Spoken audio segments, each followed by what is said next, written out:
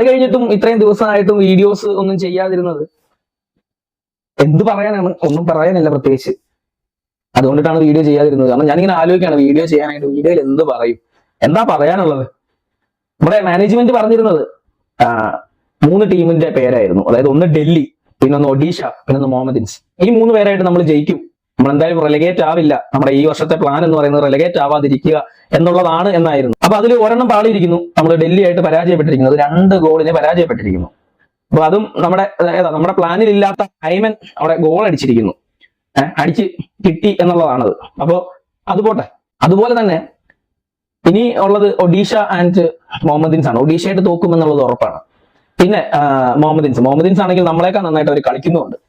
അപ്പോ അവിടെ കൂടി പരാജയപ്പെടുകയാണെങ്കിൽ നമുക്കൊരു തീരുമാനമാവും, നമ്മൾ ഇനി ഐ ലീഗിലായിരിക്കും ഉണ്ടാവുക, നമ്മൾ ISL നിന്ന് റെലഗേറ്റ് ആവുന്നതായിരിക്കും. സോ ഐ ലീഗ് എന്നൊക്കെ തിരിച്ച് കയറി ISL വരിക എന്നുള്ളത് തന്നെ എത്ര പാടേറിയ കാര്യമാണെന്ന് നമുക്ക് ബുദ്ധിയുള്ളവർക്ക് മനസ്സിലാവും.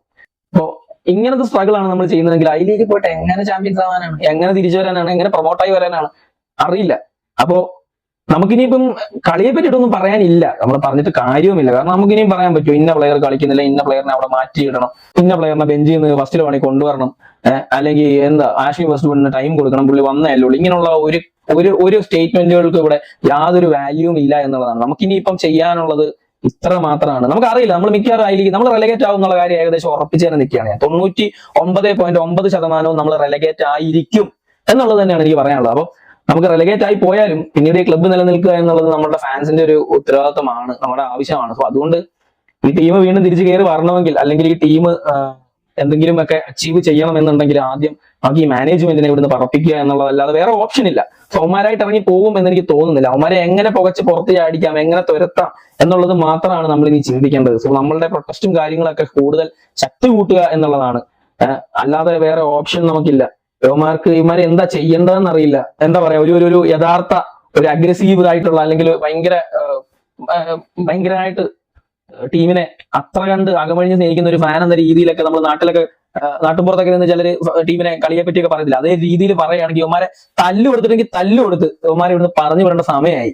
അവര് അമ്മാതിരി പരിപാടികളാണ് ഇവിടെ ക്ലബിന്റെ ഉള്ളിൽ കാണിച്ചുകൊണ്ടിരിക്കുന്നത്. അവന്റെ കുടുംബം മുഴുവൻ ക്ലബിനകത്ത് കൊണ്ട് വെച്ചേക്കുക. അവന്റെ കുടുംബമാണോ ഇത്? അവന്റെ വീടോ? അവന്റെ ഭാര്യ, അവന്റെ മറ്റവരുടെ ഒക്കെ ഇരിക്കുക അതിനകത്ത്. എന്നിട്ട് ഇങ്ങനെ ഒരു ക്ലബിനെ ഇങ്ങനെ തകർത്തോണ്ടിരിക്കുക, കുട്ടിച്ചോറാക്കിക്കൊണ്ടിരിക്കുക. അപ്പൊ അവരെ ഇവിടുന്ന് ചാടിക്കാതെ ഒന്നും നടക്കുമെന്ന് എനിക്ക് തോന്നുന്നില്ല. ഇത്രയും ഈഗോ പിടിച്ച, അല്ലെങ്കിൽ ആരാധകർക്ക് യാതൊരു വിലയും കൊടുക്കാത്ത കുറെ നാറികൾ അവന്മാരിവിടുന്ന് പോവാതെ ഒരു രക്ഷയില്ല. നമ്മളിനി ടീമിനെയോ കോച്ചിനെയോ കളിയോ കാര്യങ്ങളോ ഒന്നും പറഞ്ഞിട്ട് കാര്യമില്ല. സോ അതുകൊണ്ടാണ് ഞാൻ വീഡിയോ ഇടാഞ്ഞത്. ഇത് പറയണം തോന്നി പറഞ്ഞു. Thank you.